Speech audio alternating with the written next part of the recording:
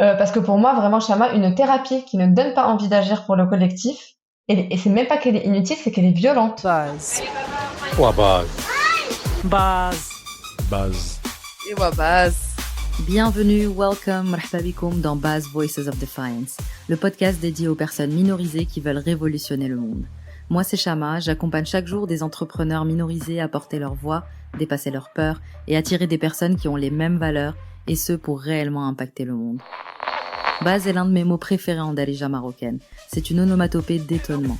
Étonnement face à l'audace de ces personnes qui ont défié les obstacles d'une société oppressive et qui se sont dit « je m'en fous, j'y vais quand même ». Mais aussi étonnement de cette même société oppressive face à toutes ces personnes qui y résistent. Ces personnes, je veux leur donner la parole, mais je veux aussi vous encourager, vous, à oser le faire. Car c'est seulement collectivement que nous pourrons peser dans le game et enfin arriver à le changer. Je pourrais présenter Asma Blahalia en tant que coach en relations et sexualité, mais elle est bien plus que ça. Asma est praticienne somatique et créatrice d'espaces thérapeutiques depuis 3 ans. Elle explore comment les systèmes d'oppression influencent notre rapport à l'intime et nos expériences de vie. Son travail lie spiritualité, politique et corps, en proposant une approche qui voit la sexualité comme un espace de libération. Elle aide les femmes à transformer leur culture intime, participant ainsi à un changement culturel collectif. Avec Asma, on s'est rencontrés dans un bootcamp de storytelling de Jasmine Twitou. Si tu passes par là d'ailleurs, Jasmine, et si vous la connaissez pas, courez, elle est géniale. On s'est suivis après sur les réseaux, on a papoté en DM et un jour on s'est dit qu'il fallait se voir en live. Ce qui devait être un petit déj s'est transformé en 7 heures de discussion en plein Paris. Autant vous dire qu'il y a de quoi faire plein d'épisodes de podcast ensemble. Mais aujourd'hui, on s'est focalisé sur une thématique précise. Révolutionner l'intime pour révolutionner le monde. On a évoqué plein de choses, rébellion, autorité, conformisme, les déclics qui l'ont poussé vers l'anticonformisme, les obstacles qu'elle a rencontrés, l'impact du capitalisme sur la vitalité et la créativité, surtout pour nous les femmes, la libération par l'intime et la sexualité, bref, plein de choses ultra intéressantes. Allez, je vous laisse kiffer cette première discussion. Coucou Asma. Écoute, je suis hyper contente de te retrouver, que tu as accepté mon invitation à être la toute première interviewée de ce podcast. J'ai envie de commencer par une question qui semble tout à fait banale, mais par les temps qui courent, elle est lourde de sens. Comment ça va ? Ça va, hein. Écoute, je suis trop contente d'être avec toi. Ce matin, ça me fait trop plaisir que tu m'aies invitée aussi. En plus, la bavarde que je suis adore être invitée dans les podcasts. Donc c'est une très bonne matinée. Non, franchement, ça va. Je suis à Rabat en ce moment chez mes parents. Donc, je suis entourée de beaucoup d'amour familial. Ça fait du bien. Parce qu'on est le 17 octobre. C'est un jour qui est chargé de plein de choses. Déjà parce que c'est la merde en Palestine, pour dire les choses clairement, et parce que c'est une date d'anniversaire horrible pour les Algériens de France, Ouais. le 17 octobre. Ouais, c'est une journée de commémoration, et puis moi, j'essaie de me concentrer vraiment aujourd'hui sur ce qui est positif et de me ressourcer comme je peux, quoi. Et toi, Ok. comment ça va? Écoute, moi ça va. J'étais en stress technique pour cette première interview de podcast. Mais hyper contente de lancer ce projet qui est hyper important pour Ouais. moi, hyper impatiente d'apprendre avec les personnes que j'invite. Donc c'est Ouais. vraiment la vibe dans laquelle je suis, c'est je veux apprendre et je veux que les gens apprennent avec moi et qu'ils se chauffent et qu'ils se motivent Mm. aussi. Donc trop hâte qu'on discute et justement qu'on commence par cette première question qui est: est-ce que tu te souviens de ton premier acte de rébellion, que tu aies été enfant ou pas? Euh... euh, j'ai un problème avec la rébellion, moi, de base. Parce qu'il faut Ouais, savoir que OK. toute ma scolarité, sur tous mes bulletins, j'avais toujours de très bonnes notes, hein. Moi, j'ai toujours été une grande intello, mais il y Mmh. avait toujours d'excellentes notes avec des appréciations du style insolence. Le truc hyper incohérent, genre ça n'a aucun sens. La J'ai même. toujours eu un problème, ouais, j'ai toujours eu un problème avec l'autorité, mais ça vraiment depuis toute petite, j'ai jamais compris l'autorité gratuite en fait. Genre l'autorité qui n'est pas saine, qui a pas un intérêt, tu vois. J'ai jamais compris la l'exigence d'obéissance qu'on demande aux enfants. Je trouvais ça hyper violent. Donc il y avait des trucs sur lesquels j'étais effectivement hyper réactive, mais je crois toute ma vie. Euh, je- J'essaie de me souvenir d'un truc assez déterminant. Ouais, c'est marrant. Je pense à un truc. C'est marrant que je pense à ça, mais du coup, je vais le raconter. C'est un truc assez intime. Je l'ai très très peu raconté. Je devais avoir 13 ou 14 ans. Et ouais, et je me rappelle très bien, on allait chez ma grand-mère. Donc contexte, j'ai grandi au Maroc, hein, et j'ai toujours habité à Rabat avec mes parents, enfin avant d'avoir le bac. Et donc dans cette existence, ma foi, normale de fille d'adolescente de classe moyenne du Maroc, on va un samedi après-midi chez ma grand-mère, quoi. Et je portais ce jour-là, je me rappelle très bien en plus de ce pull qui était un peu décolleté, mais genre vraiment chaman, mais c'était micro décolleté. En plus, j'avais des seins minuscules, genre vraiment, voilà quoi. Même si de toute façon c'est pas le sujet, mais en tout cas le contexte c'était ça. Et donc j'arrive et tout, et là il y a l'oncle de ma mère, donc son oncle maternel, et ça a toujours été quelqu'un que j'ai détesté depuis toute petite. Peut-être qu'il écoutera ce podcast, mais je m'en excuserai pas. Parce que ça a toujours été cette figure masculine. En plus, j'en connais peu parce que mon père n'est pas comme ça. Mais c'était vraiment cette figure masculine, peut-être que tu en connais aussi, qui vraiment se croit pour le chef de famille, attitré alors que Ouais. personne lui a dit, tu vois. Et qui Mhm. donne des leçons, genre des leçons religieuses, des leçons sur tout, quoi. Tu sais, genre lui, il a tout compris à la vie. Il donne des Mhm. leçons sur tout, même sur tes études, sur ce qui est bien de faire et pas bien de faire. Enfin, tu sais, genre, il aime bien dominer les femmes autour de lui. Mhm. Et il le faisait beaucoup avec la famille de ma mère parce que elles ont perdu, enfin ma mère et ses sœurs ont perdu leur père assez tôt. Donc lui, il s'est un peu, tu sais, il s'est fait pousser des ailes, quoi. Il s'est donné une certaine autorité. Et donc on y va et tout. Puis lui, il arrive avec sa femme. Enfin bref, il vient prendre le café aussi. Et là, en fait, il me dit pas bonjour. Moi, je suis hyper innocente, hein. J'ai toujours été en plus une gamine très innocente. Enfin voilà, comme tout le monde, j'imagine. Puis après, je l'entends, il retourne et il va dire à ma mère qui était dans la cuisine, il lui dit ouais, faut dire à ta fille de se couvrir. Alors je pète un Mhm. câble, là, ça m'a vraiment je pète un câble. Tu En m'étonnes. plus, moi, hyper énervée, genre hyper sanguine comme meuf et tout. Ma mère, qui ne sait pas quoi faire parce qu'elle fait quand même partie de ce système, elle ne sait pas dire non à cet oncle. Elle vient me dire qu'il a pas raison, mais que quand même, voilà. Et en fait, moi, j'étais là, mais ça va pas. J'ai pété un câble. Et je lui ai dit, je ne veux pas le voir, en fait. Je veux pas le voir. Je veux pas voir sa tronche. Il mérite pas de me voir. Il me dit pas bonjour. Je lui parle pas, en fait. Quelle merde, ce mec et tout. Ma mère me dit, tais-toi, fais pas une scène et tout. J'étais assez. Et là, j'avoue, je vais dire, c'est vraiment une figure masculine qui m'a sauvée. J'en suis contente. C'est mon père qui vient. Il me voit hyper énervée. Je lui raconte et tout. Et il me dit, bah, on se casse. On se casse. Il parle pas à ma fille comme ça. On se casse, quoi, tu vois. Et on était rentrés à la maison. Et en plus, en attendant, parce que ça a quand même duré 10-15 minutes ce truc-là, le gars, il s'est senti un peu mal, entre guillemets, et il voulait dire non, mais c'est bon, c'était juste une remarque, parce que je m'étais enfermée dans une autre chambre pour pas voir sa tronche. Ok. Et il m'a dit non, mais c'est bon, elle peut revenir dire bonjour et tout. Et j'avais dit ah non, non, non, non, je n'accepte pas ces excuses, il va mourir. Et depuis, je pense qu'il ne l'a jamais oublié. Je pense que depuis, à chaque fois que je le vois, je lui dis bonjour avec beaucoup de distance. Et c'était mon premier acte où vraiment j'ai commencé à comprendre, alors que j'avais dû aucun, je savais même pas que le féminisme c'était un concept, hein. Ouais. Mais en fait, je pense qu'on est beaucoup de femmes au Maroc à le savoir en fait de base, à comprendre qu'il y a des trucs qui sont pas ok. Même quand on est très jeune, en fait, très petite, on voit des trucs qui sont justes, on se dit waouh, mais attends, c'est injuste quoi, c'est pas ok. Et je pense que ça faisait partie de mes premières aventures patriarcales qui m'avaient marquée et j'étais là, hell no en fait. Donc bref, voilà, petite anecdote. Mais il y en a eu beaucoup, hein, je pense. En plus, je sais pas si tu serais d'accord avec moi là-dessus, mais je pense vraiment quand tu as une existence de femmes marocaines, de la classe moyenne peut-être plus spécifiquement, mais c'est vrai pour tout le monde, ou moyenne supérieure, et ben c'est très facile de voir les injustices. En fait, je pense que tu es vraiment entre tous les mondes et tu les vois tous. En fait, tu vois les injustices de classe, les injustices de genre. Enfin, il y a plein de trucs qui se révèlent à toi presque tous les jours, en fait. Donc moi, ça a beaucoup fait partie de mon existence. C'est très vrai. Oui, oui. C'est vrai qu'il y a ce truc. Bah, t'es entre plein de mondes différents, t'es en plein milieu. Et pour peu que tu et des œillères qui soient pas trop sur ta tête, tu arrives à Ouais. voir effectivement plein de choses. Et enfin, tu as dit c'est une petite anecdote, mais en réalité, elle est lourde de sens, cette anecdote. Elle est porteuse de tellement de schémas, d'histoires qu'on a toutes vécues. Donc oui, je vois très bien. Et en fait, j'aime bien poser cette question par rapport à la rébellion parce que au final, que ce soit la société marocaine ou autre, hein, on vit dans une société qui nous pousse à nous conformer. Et sortir de ça, moi déjà, c'est mon combat de life.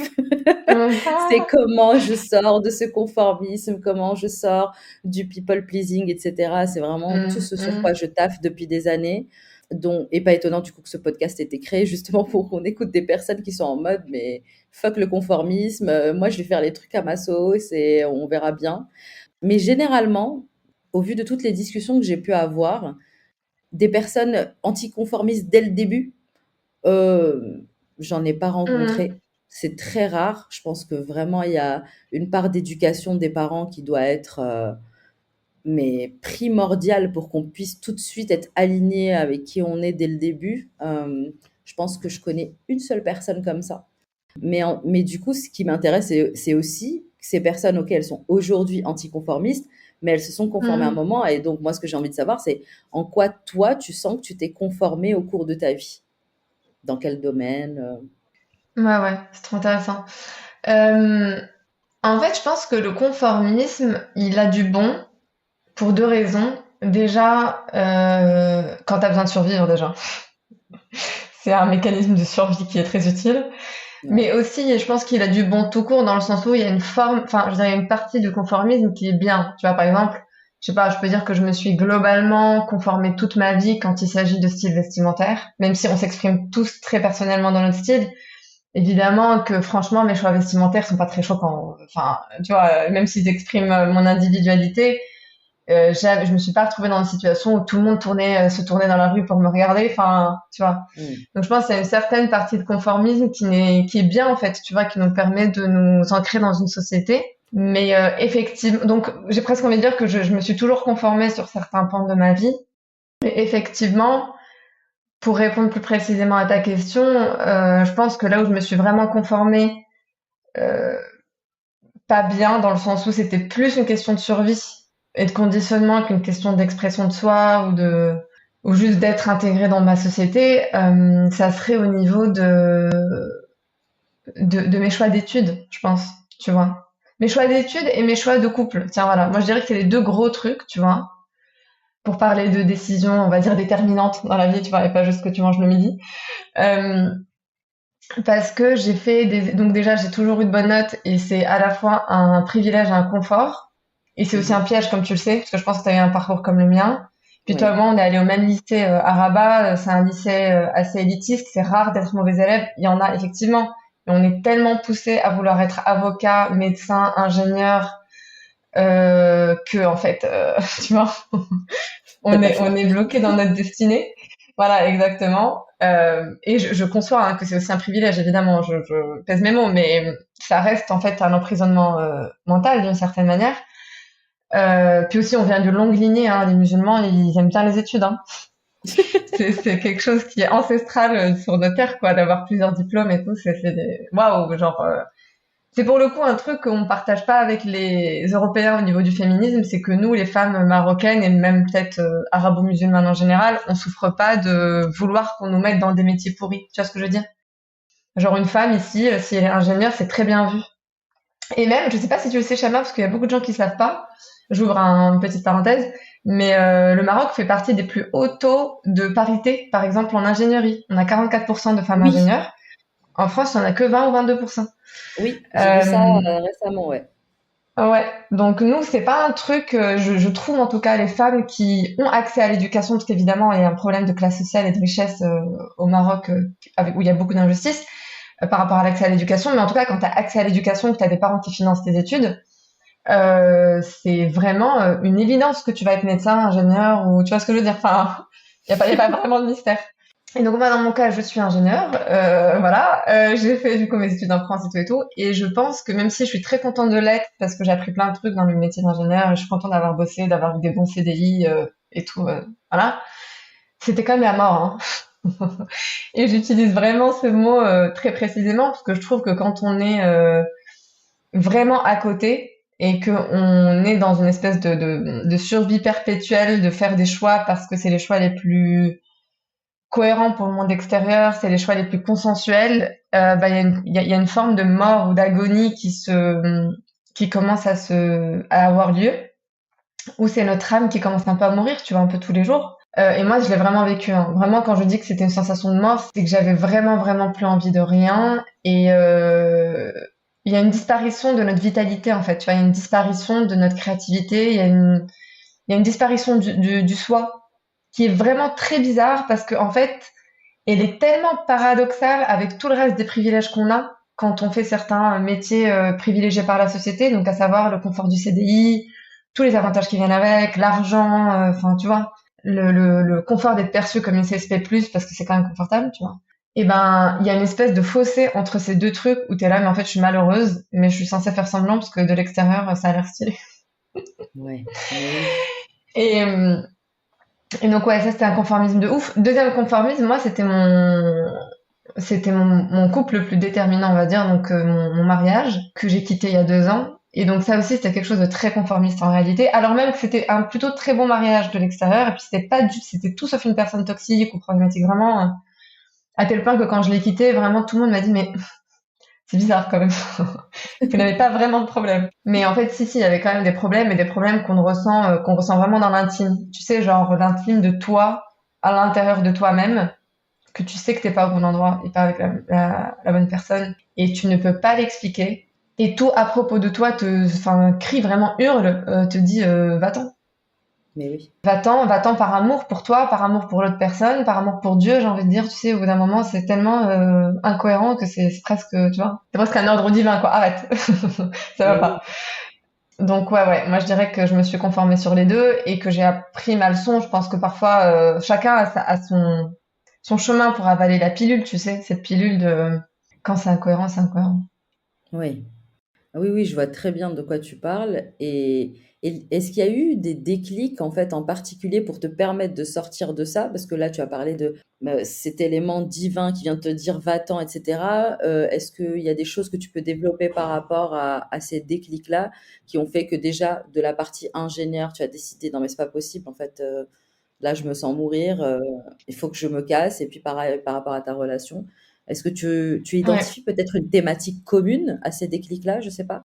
En fait, je dirais que globalement, il y a eu des déclics et je vais en raconter peut-être un qui est vraiment temporellement, qui a marqué une rupture. Mais je pense que globalement, il y a toujours une espèce, tu sais, de recherche de cohérence, comme un ajustement. En fait, à chaque fois, tu t'ajustes un peu tous les jours. Donc je pense qu'il y a quand même beaucoup de vérité là-dedans, tu sais, sur le fait de... Parce qu'à chaque fois qu'on entend surtout les coachs en dev perso et tout, te dire, ouais, c'est passé ça et tout, parce que ça fait partie de leur storytelling, tu sais. Et donc genre, bam, il y a toute une histoire et tout. Et c'est presque parfois complexant. Tu te dis, pourquoi moi j'ai pas eu des grosses histoires comme ça dans ma vie où je peux te dire, moi, je me suis retrouvée à Bali et tout. Mais Ah, c'est de la tellement, merde, bref. Tu en fait, parles à tu mon sais. cœur, là, tu parles à mon cœur. J'ai Mais tellement galéré avec ça. oui, c'est ouf. Vas-y. Donc, ouais, je pense qu'il faut, ouais, normaliser le fait qu'on vit tous des vies relativement similaires, où en fait on est dans une recherche de cohérence perpétuelle et qu'il faut arrêter de se raconter des histoires de ouf. Mais c'est vrai que dans mon cas, j'ai une histoire pas du tout originale en plus parce que moi, je fais partie des personnes qui ont remis en cause toute leur vie au moment du Covid, là, du confinement. Hmm. Donc vraiment hyper cliché, quoi, on dit ça. Et en fait, si tu veux, comme tout le monde, j'ai télétravaillé, du coup, moi, ma boîte, elle s'était pas arrêtée. Donc c'est très agréable parce que t'économises le temps du métro, t'es à la maison, tu fais plein de trucs que tu faisais pas avant, genre cuisiner normalement et prendre le temps d'apprécier certaines choses. Puis au fur et à mesure, tu fais partie des gens, j'ai fait ça, Chama, et je n'ai pas honte de le dire, qui ont payé un abonnement dans la boîte Masterclass là, c'est où tu t'apprends plein de trucs de Oui, cuisine, oui, oui, voilà. Donc oui. j'ai fait ça. J'ai fait Ok. des cours de cuisine où j'ai appris plein de trucs, c'est trop stylé. Et des Génial. cours de... Attends, c'était quoi? Ah oui, genre le fameux cours pour apprendre à faire du pain au levain, évidemment, activité Mais que tout le monde a toi fait. aussi, Donc j'ai la fait ça. secte du pain au levain. En fait, au bout d'un moment, je me suis dit, tiens, en fait, je suis tombée sur des trucs, je sais pas ce qui a commencé ça, mais il y a un truc avec Internet où j'ai commencé à me poser des questions sur la sexualité. D'ailleurs, fun fact, la majorité des comptes Insta qui sont hyper connus sur la sexualité aujourd'hui en France, là je suis plutôt du côté éducateur sexuel que thérapeute, c'était pendant le Covid. Parce qu'en fait, les gens étaient tellement devant leur téléphone qu'il y a beaucoup de comptes qui ont explosé. Complètement. Comme celui de Charline, là, c'est quoi déjà, Orgasme et moi, enfin il y a des comptes comme ça, qui n'existaient même pas avant et qui juste pendant les premiers mois de confinement ont fait vraiment boum boum. Donc il y avait un truc avec la sexualité pendant cette période, je trouve, en 2020, tu vois, 2020-2021, il y a un truc qui s'est passé. Et donc j'ai fait partie des gens qui s'y sont intéressés. Et en fait, ce qui est assez intéressant peut-être à noter dans mon cas très personnellement, c'est que c'était même pas lié qu'à mon couple, c'était vraiment quelque chose de plus profond, de plus intime. C'était presque vraiment personnel, c'est-à-dire que j'aurais été célibataire, je me serais obsédée de la même façon. Ok. Quelque chose presque, tu vois, du goût de l'ancestral, d'un truc qui réunit toutes les femmes, un truc vraiment de l'ordre du mystère, je veux vraiment comprendre quelque chose qui m'a été caché, quelque chose dont je me suis pas intéressée, tu vois. Moi, je m'intéressais à plein de trucs, j'avais fait des cours d'éducation financière, je sais pas, j'adorais apprendre plein de trucs et je me suis dit, tiens, c'est marrant, ça, c'est une zone d'ombre. Tu vois, c'est intéressant c'est de repérer tes zones d'ombre parfois, te dire, ah.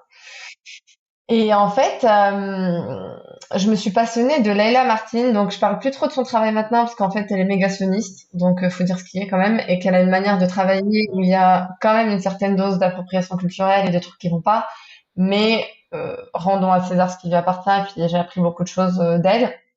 Donc Leila Martin, en fait, c'était quelqu'un où j'étais là, waouh, c'est trop intéressant et tout.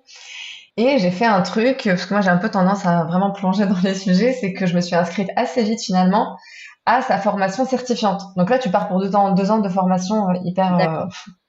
Moi, je fais des bails comme ça. J'avais pas l'intention de démissionner, hein, vraiment. J'étais en mode, je m'en fous, je fais les deux en même temps et tout. Et j'ai fini par quitter mon taf quand une pote m'a dit, en fait, Asma, à un moment donné, t'es pas Superman, en fait, c'est pas... Va falloir choisir. Et donc j'ai choisi. Mais en tout cas, initialement, c'était ça ma sensation. Et je me souviendrai toujours, Chama, vraiment. Septembre 2021, j'avais payé enfin, j'étais en early bird, donc j'avais accès à genre 4 mois avant qu'on commence en janvier 2021, tu vois. Donc, pardon, septembre 2020. Donc, Ok. septembre 2020, encore dans le bordel du confinement, on avait été un peu déconfinés, mais en fait, on est revenu. Enfin, bref, tu connais. Et là, on fait le premier call, et c'était ouf, mais vraiment ouf. J'avais l'impression de vivre quelque chose de vraiment, en fait, je me disais, mais pourquoi toutes les femmes ne font pas ça? En fait, pourquoi toutes les femmes ne se retrouvent pas sur Zoom pour créer un espace rituel ensemble, pour aller explorer la profondeur de soi. C'est pas se masturber ensemble sur Zoom, vraiment, c'est quelque chose de beaucoup plus profond. T'as l'impression d'être dans une espèce de rituel un peu spirituel, une forme de prière, où on est guidé par la voix du coup de Leïla, la prof, qui nous guide à vraiment aller chercher plein de choses à l'intérieur de nous, ressentir plein d'émotions. Il y avait énormément de bienveillance et d'invitation à l'amour et à l'acceptation. Enfin, c'était des trucs. Enfin, vraiment, j'avais jamais ressenti ce genre de communion avec des femmes, alors que communier avec des femmes, c'est quelque chose que j'ai fait beaucoup de fois. Tu vois, en grandissant au Maroc, c'est quelque chose qu'on sait faire, enfin plus ou moins quoi.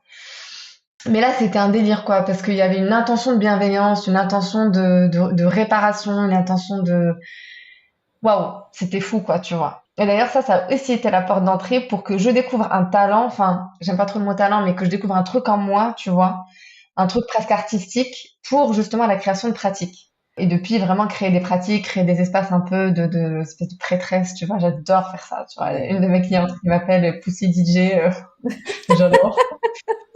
Vraiment, j'aime trop ça et je pense que j'aurais peut-être pas découvert ce côté artistique en moi sans ça, tu vois, parce que ça me dit pas d'être comédienne ou c'est pas des métiers qui m'ont attiré plus que ça, mais ça très spécifiquement, créer des rituels, tu vois, ça a déclenché un truc. Et voilà, des pratiques, tu vois, presque comme une expérience à la fois spirituelle, thérapeutique et éducative, enfin vraiment un mix de plein de choses. Et donc là, ça paraît un peu con de le dire comme ça, mais je te jure, c'est vrai, ma vie a changé parce que, comment dire, je vais essayer de le dire vraiment avec des mots concrets et pas des trucs, tu vois, genre waouh et tout.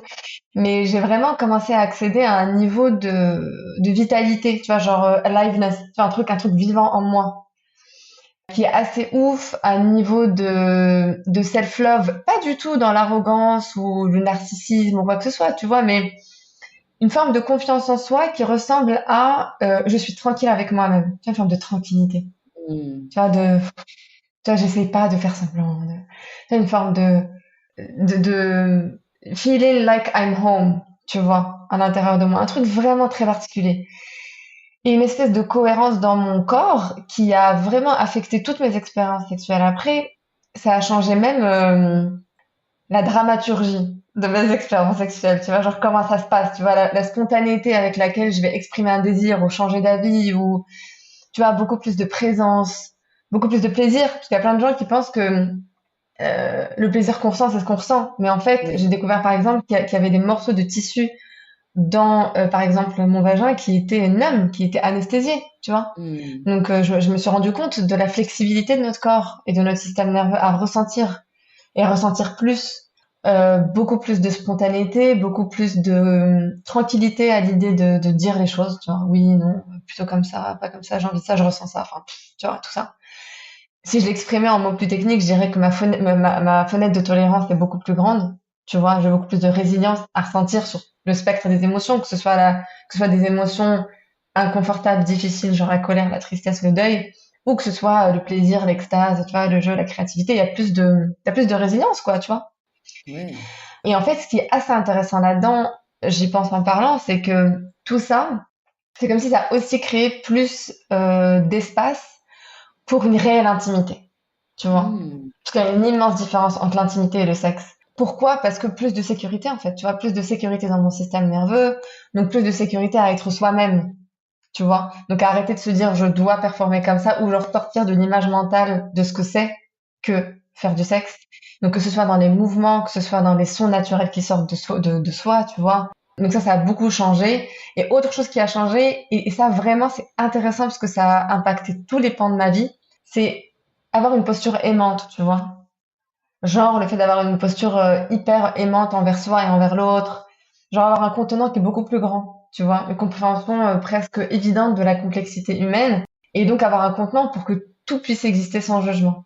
Et ça a commencé dans mon espace sexuel parce que c'était ce que j'explorais sur le coup, mais ça a vraiment contaminé tous les points de ma vie. C'est-à-dire que dans toutes mes relations amicales, etc., j'avais beaucoup moins d'impatience envers mes amitiés et tout. J'étais beaucoup plus présente. J'avais un contenant pour écouter, pour comprendre que les gens ne pouvaient pas être ce que je voulais qu'ils soient. Tu vois, enfin, il y a beaucoup, beaucoup de choses qui ont changé. Ma fenêtre de tolérance, comme je disais. Et ouais, donc, c'était quoi ta question à la base? Ah oui, c'était le déclic. Donc ouais, moi, ça vraiment, tu vois, là c'était vraiment genre le gros travail, quoi. Ça a duré peut-être un an.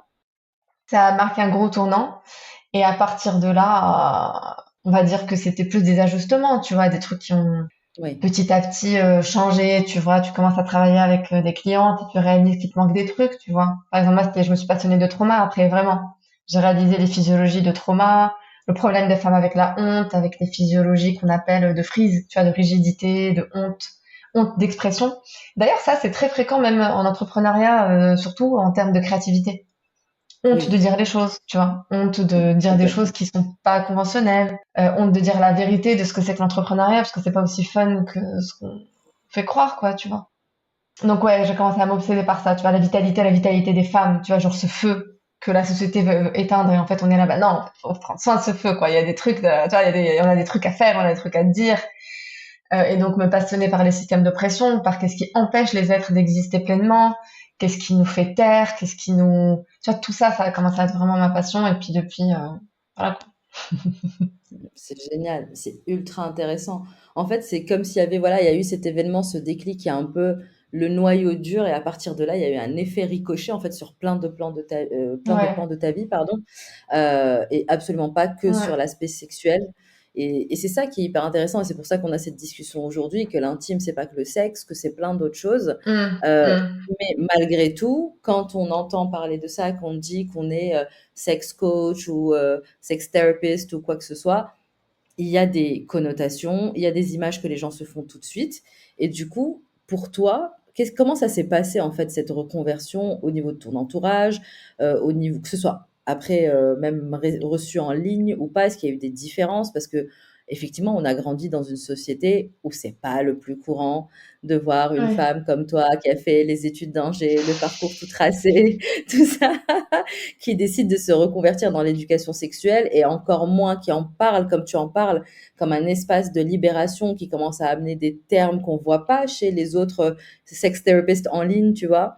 Et au final, est-ce que ça aussi, c'est pas, je sais que tu as un problème avec le mot rébellion, mais peut-être une révolution en soi d'avoir fait ça, tu vois. Ouais, c'est clair. Moi, ça me va le mot rébellion. Vraiment, je pense qu'il y a une part de moi. Maintenant, moi, je pense qu'avec l'âge, on devient plus sage. Mais oui, moi, franchement, quand j'étais petite, je me définis carrément comme rebelle, quoi. Je pense que c'est naturel. En plus, même les enfants, je pense qu'ils expriment beaucoup de rébellion et c'est très sacré presque, tu vois, je trouve. Je le vois avec mes neveux tout le temps quand ils expriment des formes de rébellion. Je trouve ça trop beau. Je suis là, allez, vas-y, défends tes intérêts et tout. Donc je kiffe. Mais c'est trop intéressant cette question. En plus, tu sais, Chama, à chaque fois quelqu'un genre que je rencontre, tu vois, me pose la question, me dit mais comment ton entourage l'a pris personne s'attend à cette réponse. Et en fait, c'est vraiment intéressant comme question à poser parce que c'est pas du tout ce qu'on aurait pensé. C'est-à-dire qu'il y a des personnes qui ont l'air d'être ouvertes d'esprit, tu vois, des personnes, soit des potes que j'avais à Paris, ouais, voilà, qui sont d'apparence ouvertes d'esprit, qui ont réagi de manière très bizarre, tu vois.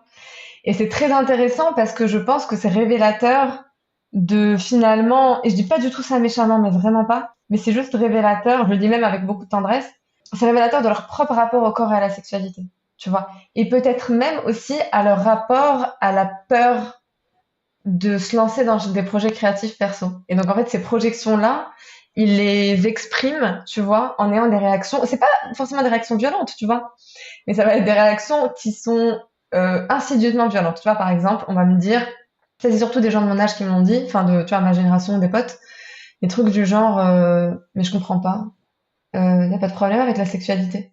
Mais même des femmes me l'ont dit, Chama. Hein. Genre que des hommes me disent parce qu'ils ont peur d'avoir déjà violé une meuf et qu'ils se disent merde, je sais pas, tu vois, fine, tu vois, ok.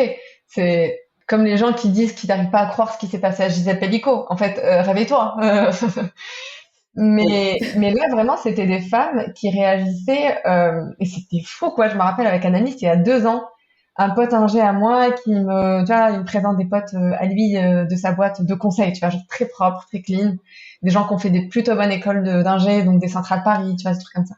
Et on va boire un verre et tout, et il me demande ce que je fais, donc je réponds de la manière la plus simple, vraiment, je rentre pas dans les détails. Et il y en a une, elle me regardait hyper mal. Jamais quand je dis qu'elle me regarde mal, mon pote, il avait envie de rire. Il était là, waouh. Elle a sorti les armes direct, tu vois. Et elle me dit, ah ouais? Et genre, ça paye, ce taf? Oh my God. J'étais là, vas-y, frappe-moi, en fait. Vas-y. Et du coup, j'avais beaucoup de tendresse pour elle, alors que c'était violent. Mais en fait, j'arrivais à sentir un truc en elle. Et en fait, j'ai juste répondu, j'ai dit, oui, t'inquiète, tout va bien. Et en fait, elle était hyper crispée. Elle m'a pas parlé de tout le verre qu'on a bu, tu vois. Elle était pas bien. Et je pense que c'est même pas en lien avec l'argent, tu vois. En même temps, si je suis pauvre, ça me regarde. Qu'est-ce qui te, enfin quoi, c'est ton problème. Mais je pense vraiment que elle était pas d'accord avec cette réalité. Tu vois, elle est pas d'accord avec cette Oui. réalité. On parle de ça. Et j'ai compris qu'en réalité, elle en a besoin. Oui. Et tu vois, j'étais là, bon, bah, fine. Et paradoxalement, ma famille, par exemple, mes parents, ils avaient peur, mais sans surprise, parce ils avaient peur pour moi financièrement, tu vois. C'est des personnes au Maroc, tu t'es pas entrepreneur si t'as pas un minimum de sécurité ou que tu viens pas d'une grande famille. Hein. Vraiment, tu t'amuses pas à faire ce genre de bail. Ou si t'es pas souci. Tu viens pas du sud du Maroc avec toute ta famille qui t'aide à ouvrir ton bise. Tu fais pas ce genre de bail. Et donc, mon père, il avait très peur. Et puis, il a son propre trauma familial de son père qui avait fait faillite. Enfin, tu vois, genre, il a vraiment un truc avec ça, tu vois. Donc, je savais qu'il allait mal réagir. Enfin, il a pas mal réagi. Il m'a juste dit, ma fille, j'ai vraiment peur pour toi. Faut que tu sais te sécuriser et tout. Tu vois, c'était assez doux. Il a pas caché non plus qu'il avait peur pour moi, surtout dans un contexte marocain. Il savait qu'en France, je risquais rien, ce qui est vrai. Même, il trouve que ce que je fais est vraiment cool. Ma mère était très attendrie parce qu'une fois, je lui ai raconté à peu près une séance en cachant beaucoup de détails et tout, évidemment, parce que les séances, c'est sacré. Mais je lui ai raconté un peu ce que je faisais parce qu'elle voulait comprendre et elle m'a regardé vraiment avec admiration en me disant «Waouh, tu fais vraiment le travail de Dieu», tu vois. Parce que c'est vrai, tu vois, je veux dire, quand on accompagne les gens dans tous les domaines, en fait, c'est ce qu'on fait, c'est important. Juste le système, il ne protège pas, mais c'est important. C'est ça. Et du coup, ma famille, ils sont même impressionnés, je pense, et ils ont peur. Tu vois, ils ont très peur, surtout quand je passe maintenant plus de temps au Maroc et que j'envisage même de vivre au Maroc. Ma mère, elle flippe, tu vois, elle me dit, mais tu vas finir en prison, enfin, genre, bref. Genre, vraiment, ça lui fait peur. C'est normal, tu vois, on a un historique de répression. Mon père, c'est un mec de gauche. Il a vu tous ses potes et ses profs au lycée être emprisonnés. Enfin, tu vois, genre, il y a un trauma qui est assez ouf, hein. Mon père, quand je mets mon kéfier à Paris, il panique, hein. Il me dit, ma fille, t'es sûre que le kéfier, tu vas pas aller en garde à vue, hein. Vraiment. Donc, Franchement, je panique aussi, hein. ah oui, oui. Je pense que nous, les Marocains, on a un vrai trauma collectif au niveau de la répression, de la liberté d'expression. Donc je les comprends réellement et je l'ai jamais mal pris quand ils ont réagi avec tu vois, leur peur, quoi. Je comprends. Et en même temps, en France, ouais, voilà, réaction très mitigée de la part, par exemple, des journalistes féministes et des potes que je me suis fait dans le militantisme. Il y a beaucoup de courage, d'encouragement, beaucoup d'amour, beaucoup de soutien, tu vois, même au niveau de nous, les coachs thérapeutes et tout. Et puis des personnes qu'on rencontre de manière un peu random qui ont l'impression qu'il n'y a aucun problème. Tu vois, genre même mon ex-belle-mère, elle me disait mais je comprends pas Asma, il n'y a aucun problème avec la sexualité des femmes. Et je souriais, tu vois, et j'essayais de lui expliquer, mais elle comprenait pas. Elle me disait mais on a d'autres priorités dans la vie. Et j'étais là, waouh, on ne va pas se comprendre. Non. Donc ouais, ouais, hyper. Mais franchement, c'est vraiment, moi j'ai grave kiffé ce moment de ma vie parce que et même à ce jour, quand les gens me disent ce que tu fais dans la vie, je suis hyper observatrice de leurs réactions. Et c'est une passion même parfois maintenant pour moi Bah, tu m'étonnes. d'observer, quoi. Parfois les gens ont peur de moi et parfois à l'inverse ils me font confiance immédiatement. Je me retrouve à écouter toute leur vie sexuelle. Enfin vraiment c'est assez dingue les réactions, quoi. Ouais, et ça va être hyper intéressant maintenant que tu testes un peu la vie au Maroc, de voir aussi Ouais, si ça change par rapport à il y a quelques années, etc., de voir un peu comment ça grave. réagit, quel type de personne réagit comment. Ça peut être Ouais, franchement ultra intéressant. Mais en tout cas, en fait, un switch qui est aussi fort comme ça, qui passe entre guillemets d'un extrême à un autre, hein, on s'entend en termes de style de vie, de type de vie, de choix de vie. Je trouve ça hyper fascinant parce que on croit souvent en plus que ça part d'une émotion forte, et bien sûr, ça part d'une émotion forte, et ce que tu as décrit dans tes mm, déclics, etc., c'était ultra fort. Mais c'est pas forcément la bonne émotion, je trouve, que surtout dans le monde du dev perso, on va souvent te dire, alors, ouais, qu'est-ce qui te met en joie, qu'est-ce que tu kiffes de fou, etc., pour nous aider à faire des choix, ce qui m'a jamais aidé personnellement, mais absolument pas. Enfin, qu'est-ce que ouais, je kiffe de fou? Il y a plein de trucs que je kiffe de fou, je sais pas, qu'est-ce que tu veux que je te dise? Est-ce que je vais baser mes choix de vie sur ça? Il y avait rien qui était évident pour moi. Mais ce que j'ai préféré me poser comme question, et ce que je préfère aujourd'hui demander, c'est qu'est-ce qui te met le plus en colère aujourd'hui? Et du coup, j'ai envie de te la mm, poser, cette question. Qu'est-ce qui te met le plus en colère? mm. Et est-ce que c'est lié justement au métier que tu as décidé de faire? Tu as parlé tout à l'heure, tu as commencé à parler un peu de vraiment cette vivacité, cette vitalité chez les femmes, etc., et que c'est quelque chose qui te passionne. Mais du coup, ouais, je veux bien savoir s'il y a ce sentiment de colère, s'il est lié à quelque chose, Mm. s'il est lié à ton métier. Ouais, grave.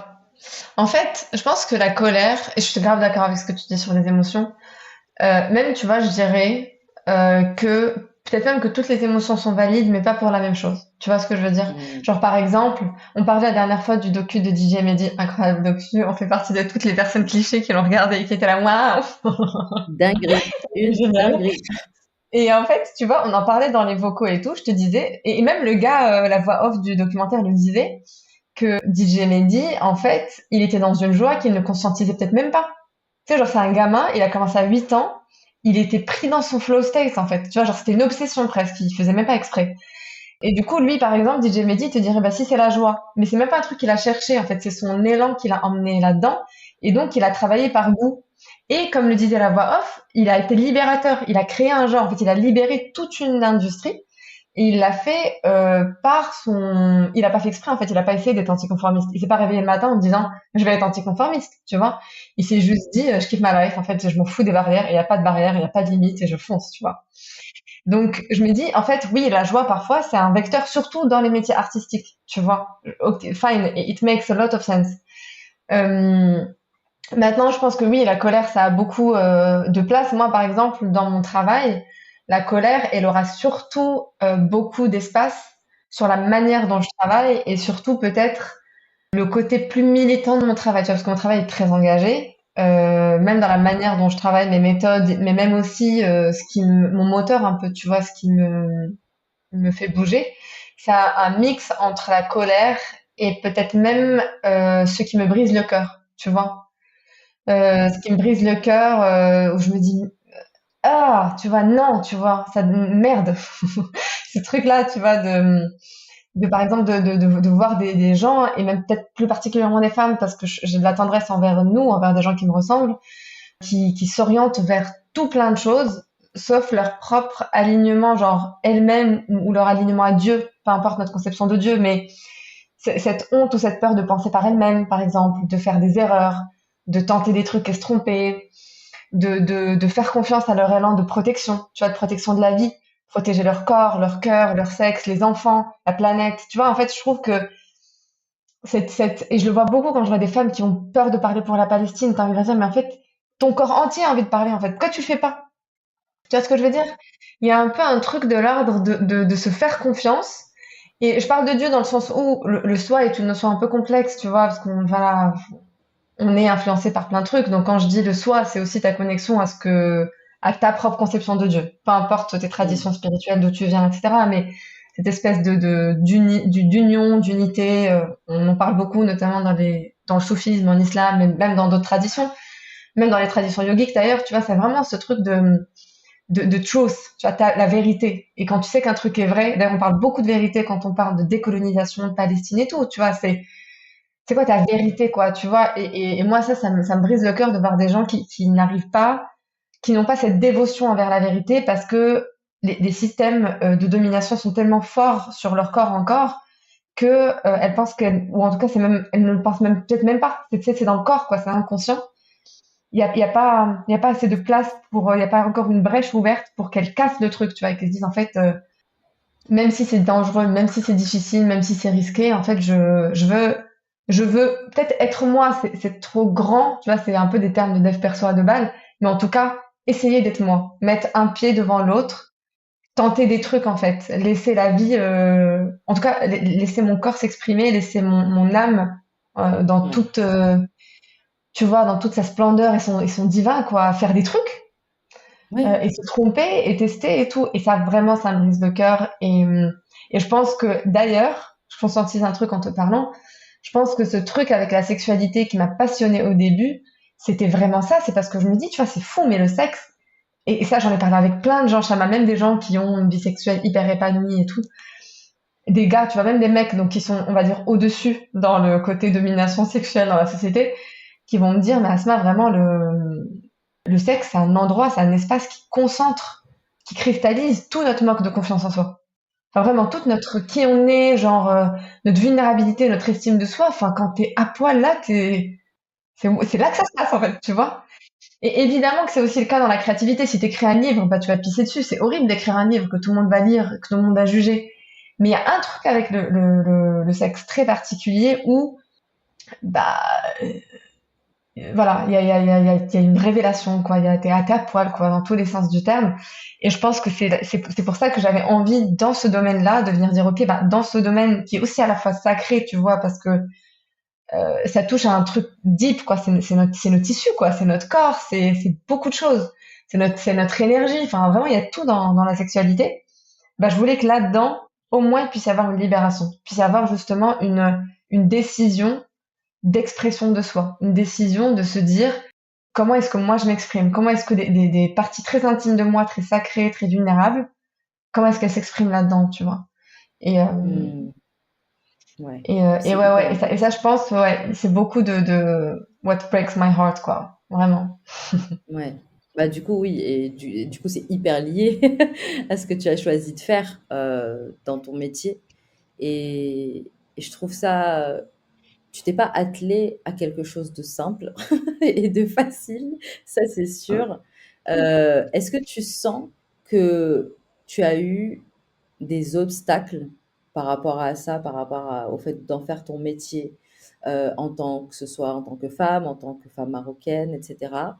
Et si c'est le cas, comment tu as réussi à dépasser ça, à continuer de faire aujourd'hui ce que tu es en train de faire, malgré, franchement, que ce soit malgré les obstacles sociétaux, mais aussi l'horreur dans laquelle on vit aujourd'hui dans le monde, tout ce qu'on voit, comment notre système nerveux est challengé au quotidien. Je voudrais bien que tu m'en dises un peu plus. Grave. Et je pense, ça c'est marrant que j'y pense là parce que c'est une vraie réflexion que j'ai en ce moment et j'avais envie d'écrire un post là-dessus parce que je trouve qu'on n'en parle pas assez. En ce moment, j'ai un peu une passion pour apprendre à échouer Hmm. plutôt qu'apprendre à réussir parce que je pense que surtout dans les domaines de l'entrepreneuriat, c'est normal de vouloir réussir. On lance pas sa boîte pour mourir de faim et faire faillite. Enfin, soyons clairs. Mais ce que je veux dire, c'est qu'on vient déjà d'un monde qui est obsédé par la réussite depuis l'école, depuis toujours. Et je réalise que une des manières d'être tranquille avec les obstacles, c'est déjà de comprendre qu'on en aura toute notre vie. Moi, vraiment, ça a été je suis en train de dire un truc très basique, hein. Mais vraiment, tu commences à être à l'aise avec cette idée, il y a un truc qui switch vraiment. Et je pense que c'est une leçon spirituelle qu'on lit dans tous les livres un peu qui expliquent des traditions spirituelles. On se dit, ouais, et tout, c'est beau. Mais il y a beaucoup de vérité là-dedans. De comprendre que les obstacles seront toujours là. Et de comprendre aussi que apprendre à échouer et le faire gracefully, tu vois, avec beaucoup de grâce et beaucoup de classe et tout, et rebondir et avoir l'honnêteté de dire j'ai fait des erreurs, ce truc c'est difficile, ne pas faire semblant en ayant toujours ce masque de je vais écrire le contenu le plus beau, je vais me présenter toujours bien habillée, maquillée sur Insta, je vais toujours dire que des choses bien écrites et nanana et tout. Ben, tu vois, apprendre à lâcher ça, c'est déjà plus efficace pour créer du lien, honnêtement. Si on a envie de créer du lien avec notre audience ou les gens à qui on parle, les gens qu'on a envie de toucher. Et c'est aussi extrêmement libérateur pour soi. Et c'est, honnêtement, Chama, pour moi, c'est même nécessaire pour la santé mentale quand on fait nos métiers. Je veux dire, si t'es entrepreneur, ce qui est déjà très difficile, et que en plus, tu te poses une exigence de toujours être parfait, tu vas finir en hôpital psy, en fait, très rapidement. Parce que c'est juste horrible, en fait. Donc déjà, je sais pas, j'avais envie de dire ça parce que ta question m'a fait penser à ça. Mais oui, effectivement, que j'ai eu beaucoup d'obstacles. Bon, déjà, j'ai eu les obstacles de l'entrepreneuriat comme tout le monde, vraiment. Mhm. Il y en a plein. Pas de garantie de salaire, plus grande précarité au niveau de ce que tu cotises, faut le dire, hein, c'est une réalité. Quand on fait ce choix, on assume quelque part qu'il y a des choses qui vont changer. Surtout quand tu es auto-entrepreneur au début, ou peut-être même toujours. D'ailleurs, certains restent auto-entrepreneurs tout le temps. Donc il y a déjà toutes ces difficultés-là. Ensuite, il y a évidemment, oui, le fait de quand tu es dans le soin, et ça, je pense que tous les accompagnants du soin, les psys, etc., vont être d'accord avec moi, c'est que tu as une exigence même de ton métier à prendre soin de toi. Ça fait partie de ta to-do, en fait. Si tu le fais pas, t'as plus de taf. Parce que t'as plus de contenant. Tu sais, je parlais de contenant tout à l'heure. T'as plus de contenant pour que justement les personnes qui te payent et qui sont devant toi en séance peuvent s'effondrer. Tu Mhm. vois? Si tu leur donnes pas l'autorisation de s'effondrer et d'avoir tout l'espace d'aller visiter des choses compliquées, ça sert plus à grand chose. Et donc, il y a vraiment cette nécessité de prendre soin de soi. Et moi, c'est presque un truc militant, le repos. Là, en ce moment, en octobre, je l'avais annoncé il y a pas très longtemps, il y a peut-être un mois, je suis en congé sabbatique, je ne travaille pas. J'en ai besoin. Ça veut pas dire que je chôme. Je pense que je travaille beaucoup parce que justement, c'est hyper thérapeutique. J'écris beaucoup, je lis beaucoup, vraiment, j'ai jamais lu autant que maintenant. J'étudie, parce qu'en ce moment je fais une formation aussi en parallèle, donc en vrai je chante pas, hein, mais j'étudie beaucoup, ça me permet de prendre beaucoup de recul sur plein de choses. Je suis avec ma famille, donc je me ressource énormément. J'ai l'amour, en plus on vit dans une maison où il y a 3 générations, donc c'est extraordinaire pour la santé mentale, je mange hyper bien, je prends le soleil, enfin bref, tu connais. Et en fait, ça me fait penser à Nap Ministry, qui a écrit Rest is Resistance, et qui a écrit un livre d'ailleurs, qui est extraordinaire. Et elle m'a beaucoup aidé, cette dame, je crois que c'est une femme et que c'est ses pronoms, mais bref. Elle m'a beaucoup aidé à comprendre à quel point le repos est militant. Vraiment, c'est un vrai militantisme, c'est un vrai acte de résistance anticapitaliste. Et donc, oui, moi je pense que les obstacles, ils sont vraiment multiples et beaucoup des obstacles, c'est la manière dont on a internalisé le capitalisme, qui rend notre manière de gérer notre boîte hyper toxique, tu vois. Où on est dans l'extraction de soi en permanence. Et ça, je pense que tu le sais parce que on en a parlé toi et moi, et puis t'en parles même assez souvent, je trouve, en story. Tu sais, ce truc de tu te fous le stress, quoi. T'as une to-do hyper longue et tu te dis, ah, faut que je la fasse, tu vois. Mhm. Et Et ça, c'est vraiment dangereux d'avoir ce rapport au repos. En plus, c'est même pas lié à l'entrepreneuriat, parce que pour te dire, quand j'étais salariée, j'étais pire. Hein. Je pouvais rentrer avec mon ordi à la maison, bosser jusqu'à... Enfin, je peux même pas accuser l'entrepreneuriat de ça. C'est juste que l'entrepreneuriat, il a tendance à exacerber certains trucs, mais à peine. Donc vraiment je trouve que juste soigner notre capitalisme internalisé, c'est déjà de la résistance. Tu vois, pour les gens qui aiment pas aller en manif et tout, je veux dire, déjà, faites attention à votre santé, en fait. Apprenez à vous reposer. Mais vraiment vous reposer, pour utiliser des termes techniques, c'est-à-dire vraiment laisser votre système parasympathique digérer les choses, pas juste scroller sur votre téléphone pendant 1000 ans. On a un vrai problème avec le repos, je pense, dans les sociétés occidentales, et maintenant même des sociétés pas occidentales, c'est compliqué. Euh, ouais, je pense que ces obstacles-là, c'est très important, parce que c'est les obstacles cachés. Ça, c'est les fantômes. Ils viennent pas t'attaquer direct. Donc ça, c'est important. Mais sinon, oui, j'ai d'autres obstacles qui sont plus évidents et d'ailleurs dont j'ai même envie de parler parce que je pense qu'il va falloir mettre les pieds dans le plat au Maroc et arrêter de prétendre qu'il n'y a pas de problème alors qu'il y en a beaucoup. J'ai connu en arrivant au Maroc, je fais la version courte, hein, mais une forme d'humiliation où il y a un gars de la famille éloigné, hein, genre très éloigné, qui est tombé sur mon compte Insta et qui a trouvé ça fun de m'humilier en envoyant des textos à ma mère pour lui dire que sa fille était une pute, quoi, qui vendait des services sexuels sur Insta, enfin bref. Je la fais très courte, tu connais la version longue, ça va, parce que je te l'ai raconté, dans le détail, même le jour même. Donc il y a pas mal de violence, et des hommes, je sais pas pour qui ils se prennent dans ce pays, vraiment, c'est impressionnant.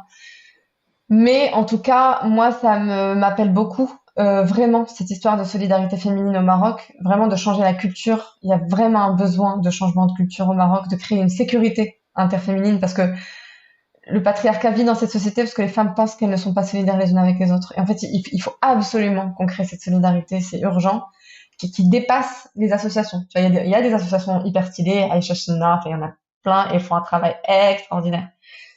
Mais je pense qu'il faut que ça commence à toucher toutes les couches de la société. D'ailleurs, je me dis même parfois que les femmes bourgeoises souffrent plus de patriarcat sur certains aspects que d'autres, hein, parce qu'elles sont emprisonnées dans un système qui comment on dit, qui les reward avec de l'argent, mais contre un silence, en fait, et une complicité avec ce patriarcat, tu vois. Donc c'est très dangereux aussi, je trouve, d'être une femme bourgeoise au Maroc pour ces raisons-là. Donc c'est hyper intéressant pour moi de m'y intéresser et c'est aussi méga dangereux, j'en ai parfaitement conscience et que je peux faire l'objet de lynchage public, chose qui ne m'est jamais arrivée en France et qui m'arrivera je pense jamais en France, honnêtement. Ouais, je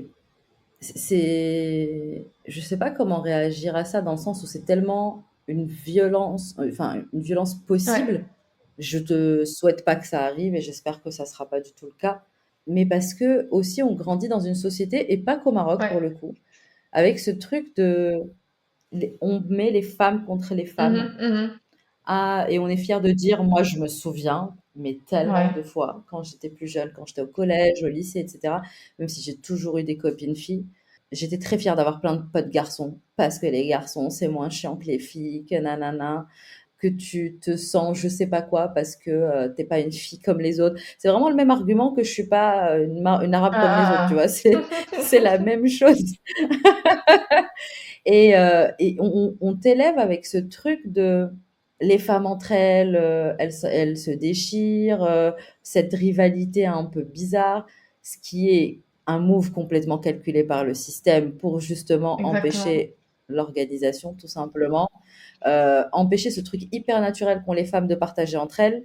Et du coup, moi, ça me renvoie aussi à ce que tu dis très souvent, c'est que les femmes, elles doivent se libérer par elles-mêmes et pas attendre quoi que ce soit des alliés.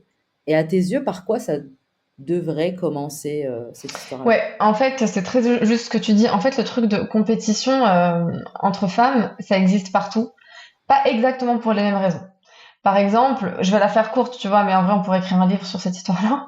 C'est qu'au Maroc, je pense qu'il y a encore ce truc, même quand on est de notre génération, il y a tellement encore ce truc qu'une femme ne s'accomplit qu'après le mariage, qu'il y a vraiment ce truc aussi de, il faut qu'on obtienne le meilleur mari. Et donc, on est en compétition, évidemment. Et puis, je pense qu'on est beaucoup à avoir une mémoire ancestrale de nos mères, notamment celles qui étaient des secondes femmes, ou des troisièmes femmes, c'est à l'époque où ils se mariaient avec plusieurs femmes en même temps, la polygamie, où vraiment on a quand même, et c'était il y a pas très longtemps, hein. Moi j'ai une arrière-grand-mère qui était troisième femme, donc c'est très récent dans notre histoire généalogique, on va dire. Donc je pense qu'on est beaucoup à garder ce truc par rapport aux hommes. En Occident, ça va être différent parce que ça va aussi être lié, par exemple, à l'esthétique. Moi, je trouve, en tout cas, personnellement, que j'ai jamais attendu qu'un homme me dise que je suis belle. Peut-être parce que la beauté, c'est un truc qu'on fait entre femmes. Et c'est pas quelque chose enfin, moi, en tout cas, j'ai jamais complexé là-dessus. Ça n'a jamais été un sujet. Est-ce que c'est que moi ou est-ce que c'est plus social au Maroc? Je ne sais pas. Mais en tout cas, en France, je dirais que le problème, il est autre. Tu vois, c'est plus l'image qui est renvoyée aux femmes qui font qu'elles sont en compétition. Tu vois, en compétition pour pas apparaître, pour être la plus intelligente, la plus vue, la plus valorisée par le système. Donc il y a un peu des dynamiques qui sont un peu différentes, mais je suis d'accord. Au final, ça se manifeste de nos jours à notre époque d'une manière très similaire finalement. Tu vois, c'est des trucs très insidieux de compétition, de pas faire confiance à une autre femme, d'être suspicieuse envers une autre femme en fait. Alors que en fait non.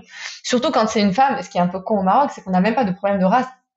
Tu vois, on peut pas dire, c'est pas comme en France, où effectivement c'est assez compliqué, parce que c'est difficile pour nous les femmes nord-africaines de faire confiance aux femmes blanches, même féministes, puisque leur féminisme, comme tu le sais bien, il est né de quelque chose de très raciste et colonial.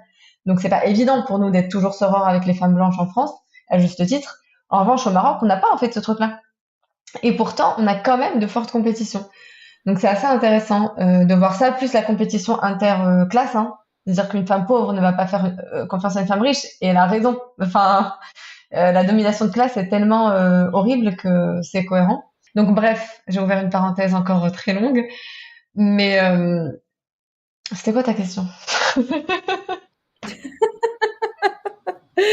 La question, c'était que tu disais beaucoup que les femmes doivent se Ah oui, libérer par elles-mêmes et du coup, par quoi on exactement. commence? Donc, par quoi tu commences? Tu commences par la solidarité féminine, tu vois. Et en plus, ça, c'est même pas un truc qui sort de ma tête, hein. C'est Ouais. beaucoup d'afroféministes qui ont écrit là-dessus en disant, pour parler concrètement sur la libération des femmes, moi je suis contre le féminisme, enfin je suis pas du tout, je ne fais pas partie du féminisme libéral, donc moi juste dire qu'une femme doit faire comme les hommes et amasser le plus de capital, ça me passionne pas en fait. Je suis anticapitaliste, donc non.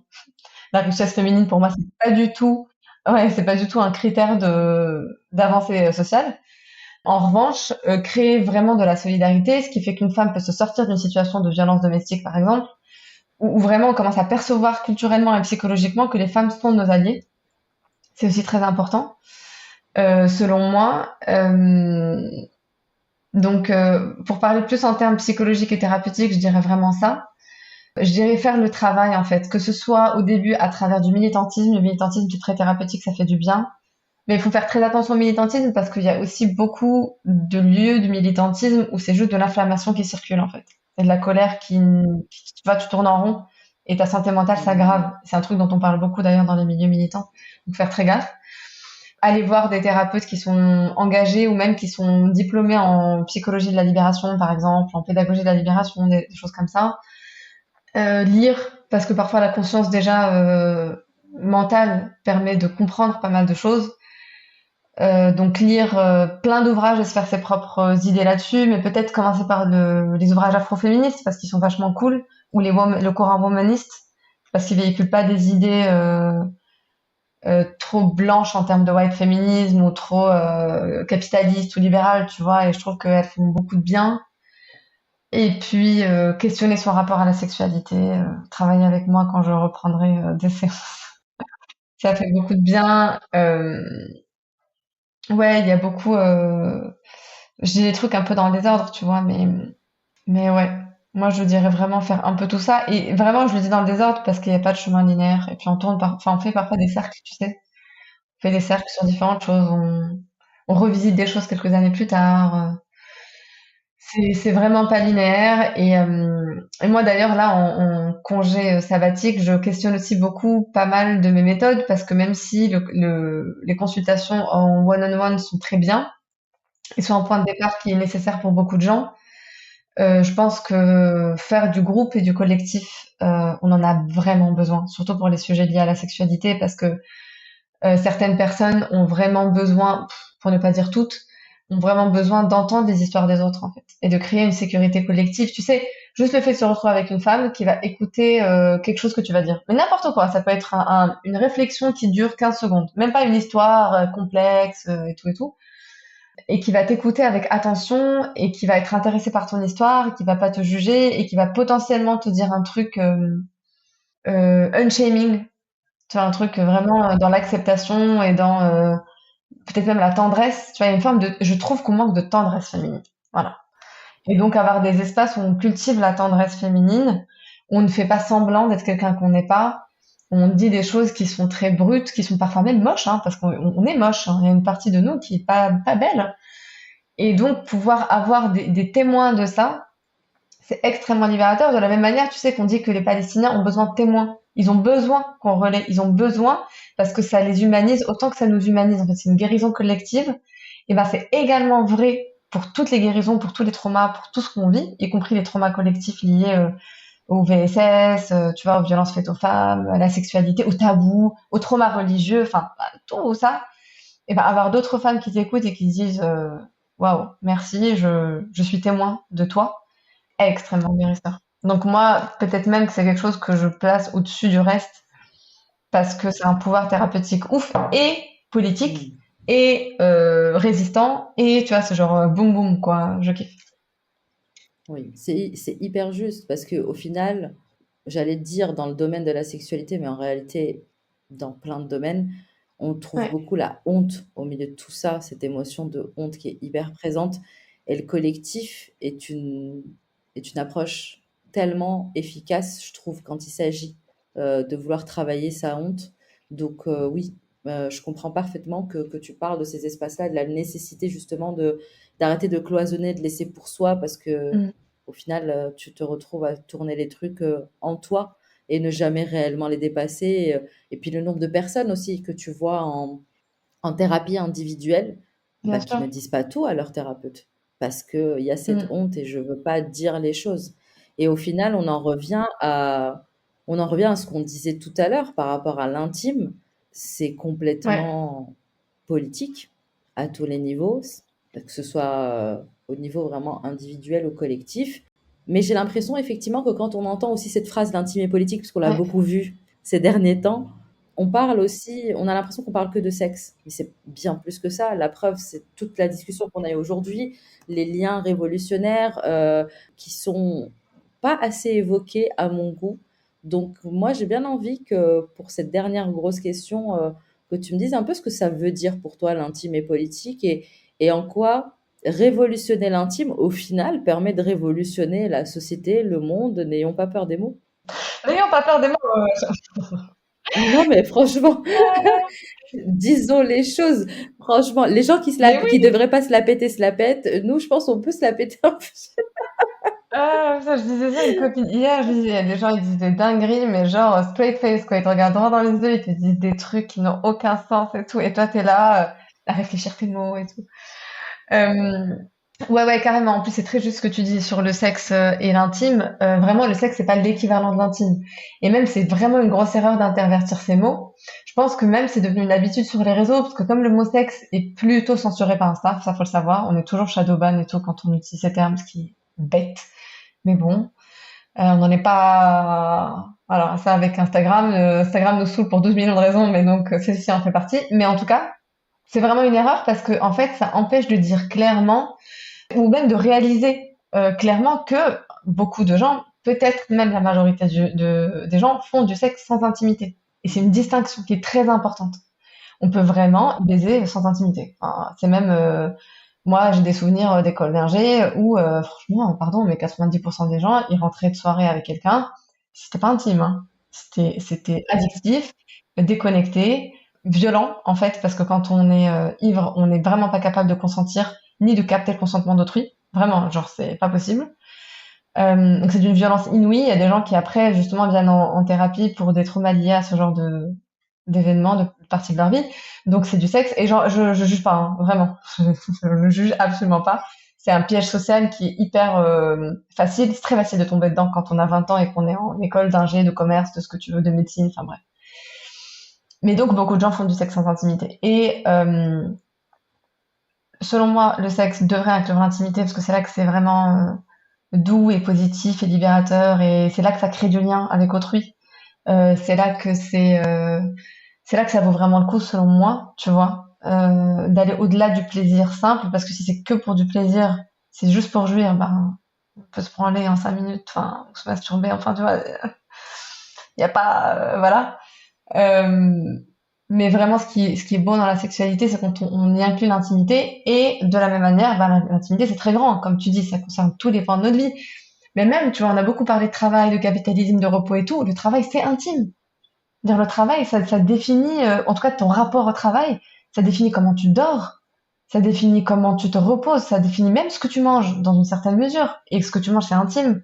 Ça définit la fatigue de ton corps. Est-ce que tu es devant un écran tous les jours et tu finis par être tellement myope que tes verres ils font ses tailles? Enfin, je veux dire, c'est hyper intime le travail.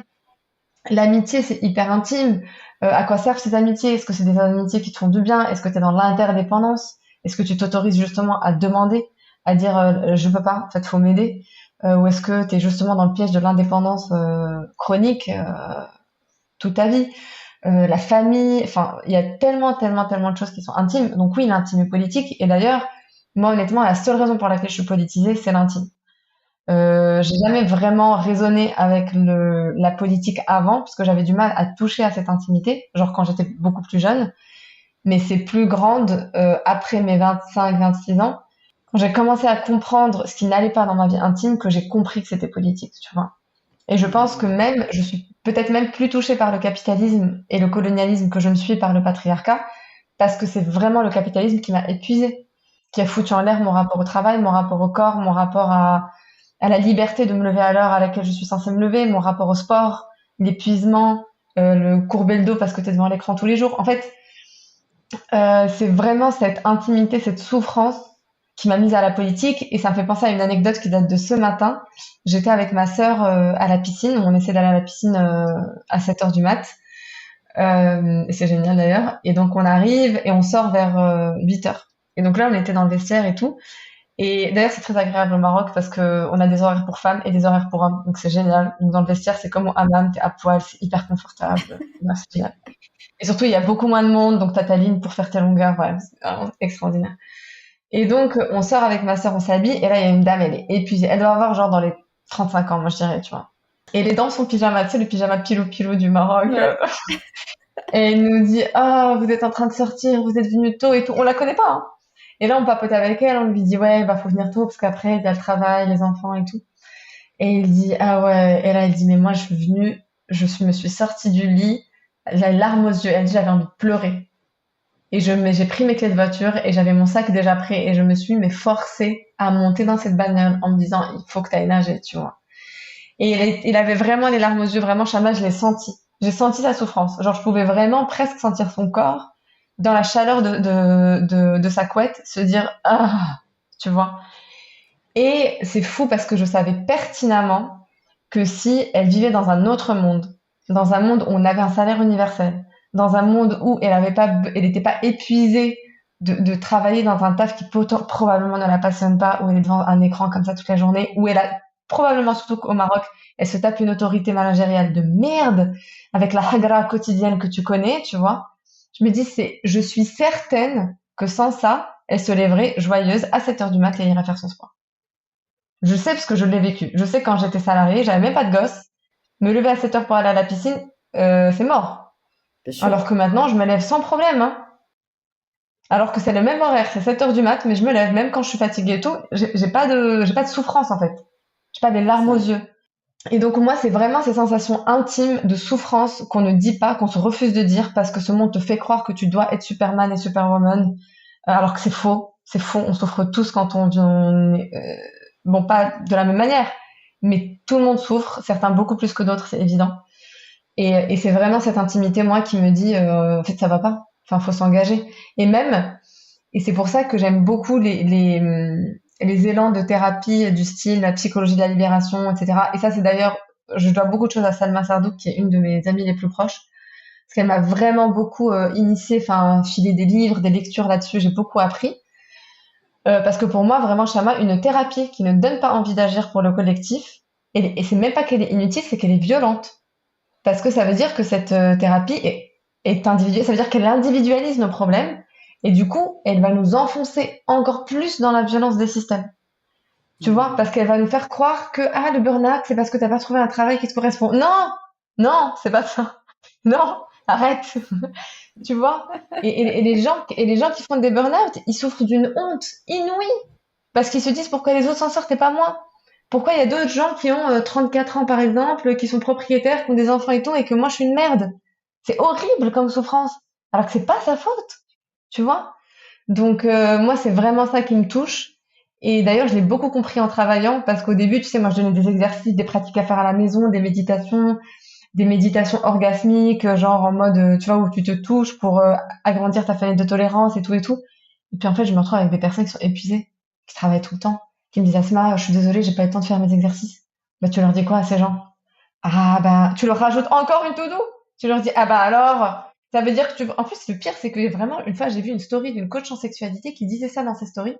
Elle disait, dans la vie, il faut prioriser ce qui est important. Mais ça va pas la tête. Oui, c'est vrai. Je suis d'accord que c'est vrai. Mais tu le fais du mieux que tu peux. Tu peux pas dire ça aux gens. Tu t'es obligé de leur rendre les choses accessibles, de les faciliter. Si une pratique que t'as donnée dure 15 minutes, bah, tu la réduis à 5. Tu négocies avec ta cliente, ta patiente, tu vois avec elle ce qui est possible de faire. Tu vois, tu unshame au max, ou tu dis, tant pis, on va se concentrer sur autre chose. Mais une thérapie qui vraiment ne conscientise pas que les gens sont vraiment quand même beaucoup en galère, à moins que tu sois rentier, enfin, tu vois, et ben, c'est pas bien, quoi, c'est très grave. Et je pense que même, franchement, même quand t'es genre coach business ou que t'accompagnes sur d'autres trucs, faut faire hyper attention à ça, tu vois. Il faut vraiment aider les gens à faire en fonction de leur vie, tu vois, et à unshame des choses qu'on n'arrive pas à dire, des choses qui sont profondes. Ouais, je pense que ça me touche beaucoup cette histoire de honte et qu'on doit collectivement travailler pour faire tomber les murs de la honte, tu vois, la rigidité qu'il associe, la prison et les chaînes qu'elle crée, quoi. Donc, Merci donc pour ouais. ça parce que c'est ultra, ultra intéressant et je pense qu'on pourrait faire un autre épisode de podcast entier rien que sur cette Ouais. notion de repos résistant, de repos militant parce que c'est trop intéressant, ça résonne de ouf quand tu parles de burn-out. Non, mais parce que t'as pas trouvé, parce que moi j'en ai fait un et c'est exactement ce qu'on m'a dit. C'est assez classique de rencontrer ce genre de Ouais. choses, mais franchement, dites-nous, celles et ceux qui écoutez, si c'est un truc qui vous intéresserait, si c'est un sujet qui vous intéresserait, ouais, d'en savoir plus dessus, parce que je pense qu'il y a tellement de personnes, qu'on soit salariés, qu'on soit entrepreneurs, qui sommes concernés par ces choses-là. Et tous les jours d'ailleurs, bah oui, pareil, grâce à Selma, j'en apprends tout le temps et je me rends compte de schémas, de patterns tellement, tellement toxiques, tellement violents. Mais on apprend petit à petit, il faut apprendre à pas s'auto-juger par rapport à ça et juste faire du mieux qu'on peut et pas dire non mais c'est bon j'ai toujours fait le truc comme ça va rester comme ça. Mais en tout cas tu m'as Mm. permis une super transition par rapport à tout ce qui te met en rage dans ces comportements-là parce que on va aller vers les questions rituelles que je vais poser en fin d'épisode. Et la première que j'ai envie de te poser c'est déjà bah on a parlé de tout ça, de tout ce qui nous met en colère. Ouais. Du coup, c'est quoi le rêve pour le monde dans lequel on vit? C'est quoi, toi, ton rêve? Franchement, dans la situation, le contexte dans lequel on est, vraiment mon premier rêve, et je le dis vraiment premier degré, c'est la libération de la Palestine. Genre vraiment, c'est presque tout ce qui compte pour moi, tu vois, c'est trop important, tu vois, ça cristallise tellement les problèmes qu'on vit tous que c'est central pour moi, vraiment. La libération de la Palestine, la libération de tous les peuples. Je vais te faire une liste, Chama, prépare-toi. Vas-y. La libération de tous les peuples, mon rêve, et celui-là, après la Palestine, je pense que c'est celui qui me touche le plus, c'est que l'Afrique soit le continent qui mérite d'être. Amen. Vraiment.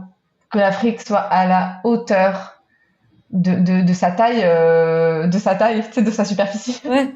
Parce que c'est quand même le continent le plus badass ever, qui soit à la hauteur de ses richesses, à la fois des richesses concrètes, tu vois, matérielles, mais aussi des richesses spirituelles, des richesses thérapeutiques, des richesses culturelles, des richesses culinaires, des richesses humaines, des richesses... c'est une dinguerie, en fait, ce continent, vraiment. C'est fou. Et mon rêve, c'est que tous les Africains comprennent qu'on n'a pas besoin de l'Occident, qu'on n'a jamais eu besoin de l'Occident, que c'est l'Occident qui s'est imposé à nous, que l'on comprenne notre puissance, Donc ça, c'est vraiment mon rêve le plus profond. Et je pense que derrière lui, si je descends dans l'entonnoir, ça serait que les femmes africaines réalisent à quel point elles sont stylées en fait, et qu'elles se libèrent, tu vois, par solidarité, qu'elles créent des liens, des réseaux puissants, tu vois, qu'elles se reconnectent à l'ancestralité de leur sagesse spirituelle en fait, de leurs aïeux. On en a vraiment besoin. Et peut-être plus spécifiquement pour les pays musulmans, je dirais de retrouver la grandeur islamique, mais pas dans le sens hégémonique, genre délire d'Empire ottoman et tout, mais vraiment ce qui fait la beauté de nos traditions, tu vois, genre les traditions soufis, remettre l'amour au centre de notre vie, parce que les soufis, ils parlaient d'amour H24, hein, je veux pas spoiler le truc, mais tu vois, qu'on reprenne des traditions d'amour, des traditions de poésie, vraiment, je pense qu'on en a vraiment besoin. C'est cruel même, c'est genre, c'est vital, on est assoiffé de ça, on en a besoin, donc ça, c'est vraiment mon rêve. Et puis, du coup, peut-être plus largement, plus subtilement, je dirais un monde où notre humanité passe avant l'ego, systématiquement, dans tout ce qu'on fait, dans notre carrière, dans les liens qu'on crée vraiment, de comprendre qu'on est tous des êtres humains, qu'on en chie de manière différente, et que notre humanité doit passer avant l'ego, tu vois, vraiment. Reconnaître nos erreurs, avancer, euh, dire des choses qui,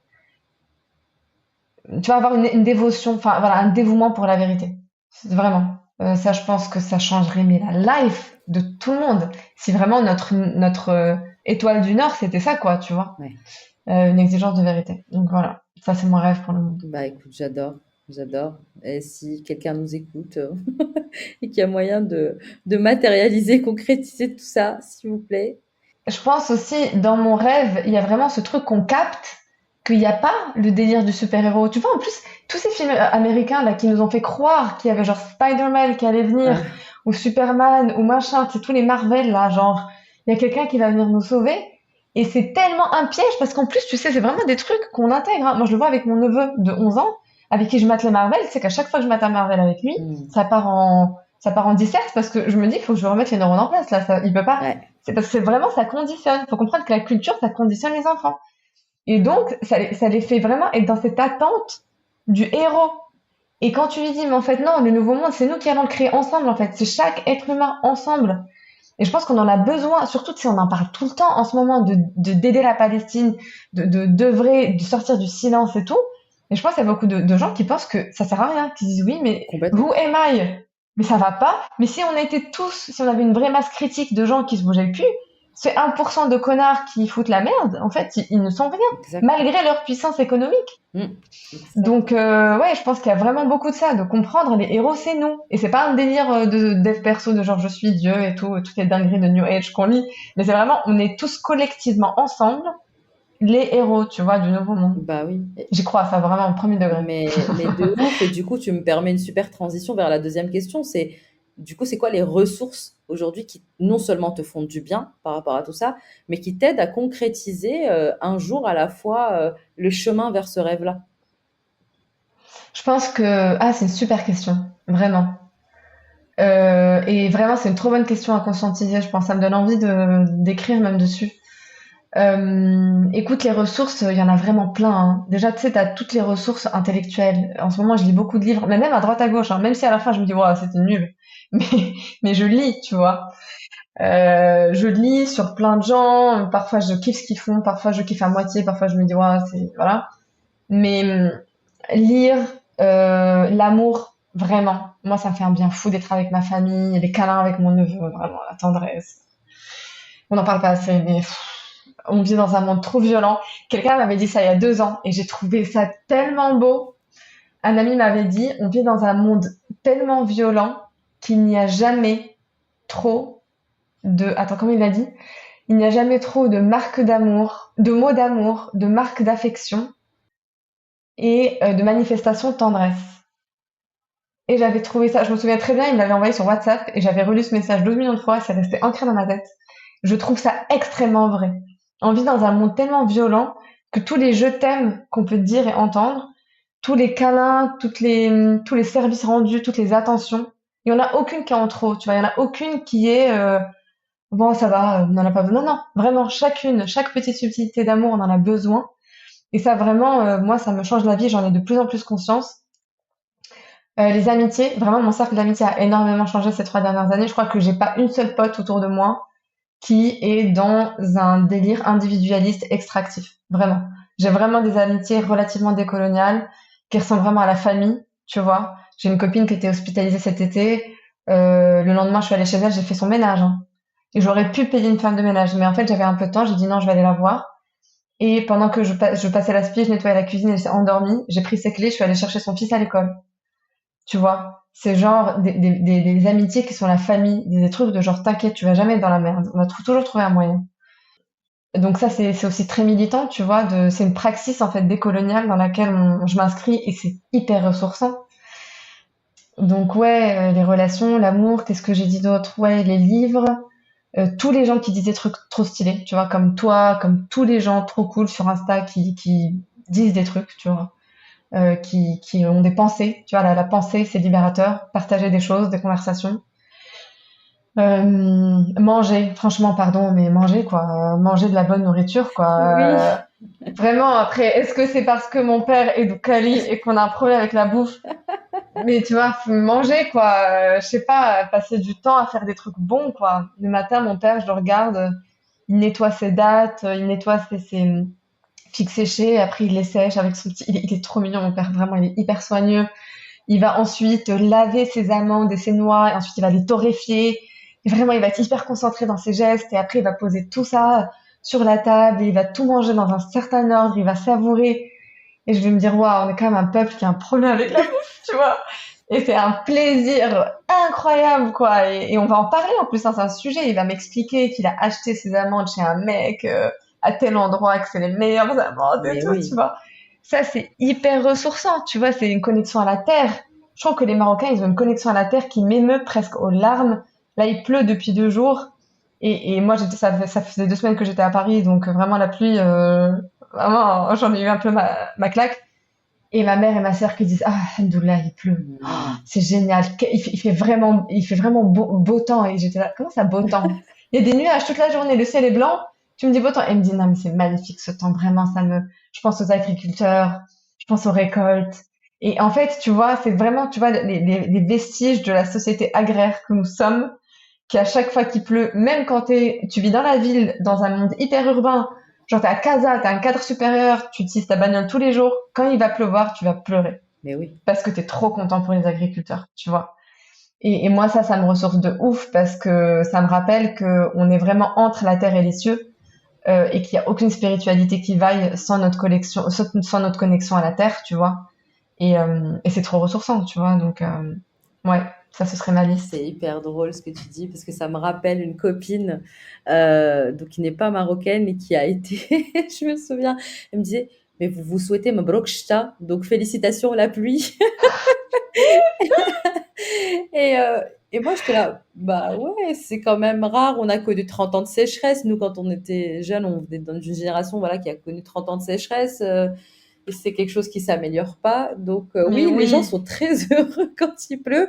On a une prière pour faire tomber la pluie, voilà. Donc c'est pas, c'est ouais, quelque chose de super important. Et puis oui, le lien à la nourriture, oui, la ouais. vie, voilà. C'est ouf, hein. Bah oui, Ouais. tu sors de table, tu reparles de bouffe. Enfin, tu fais que parler de ça à longueur de journée. Je pense qu'on va faire un épisode de Mais oui, podcast que sur la bouffe.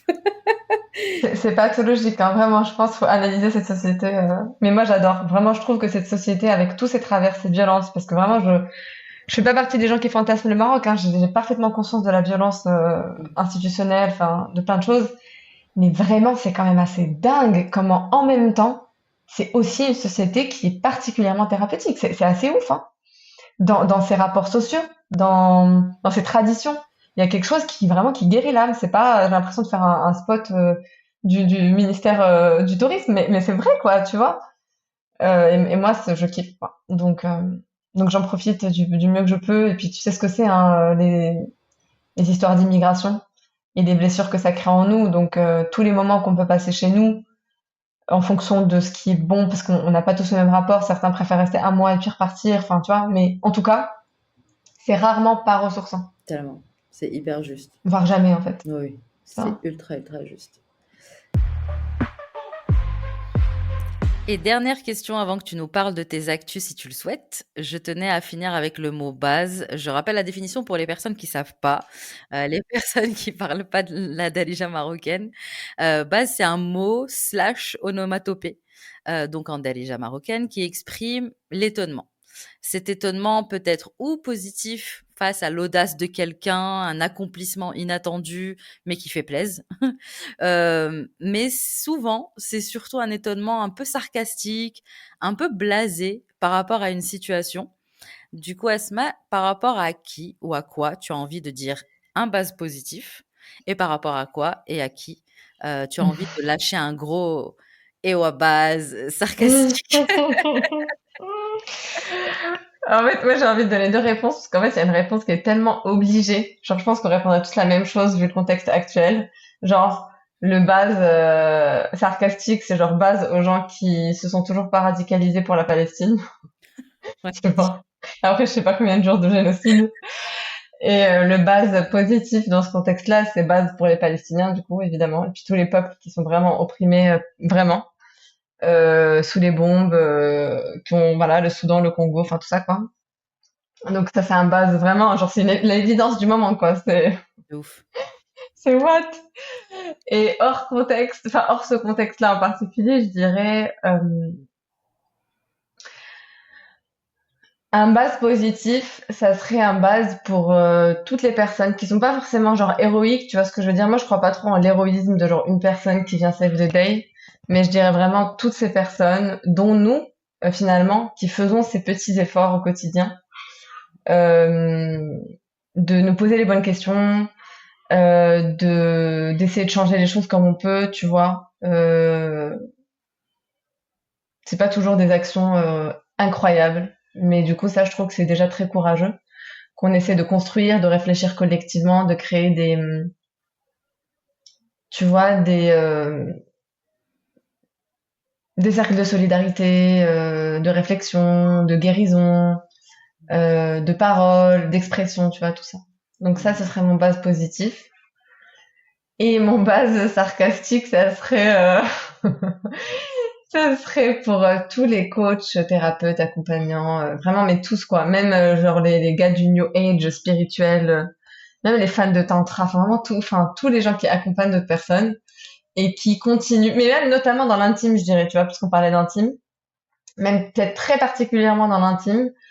Donc que ce soit les relations, l'amour, l'amitié, l'affect, l'attachement ou la sexualité, vraiment genre tout ça quoi, et qui refusent de politiser leur pratique. Tu vois, qui font comme si it made sense en fait, alors que non, ça passe, on peut pas ne pas politiser ça. Donc je pense que ça c'est mon plus gros base, et en même temps bon j'ai aussi de la tendresse pour ces gens parce que souvent ils sont pas au courant. Mais ça. donc peut-être plutôt un base pour ceux qui sont mis au courant et qui réagissent mal ou qui se braquent ou qui se disent que ça les regarde pas, ce serait peut-être plutôt ceux-là qui seraient les receveurs de mon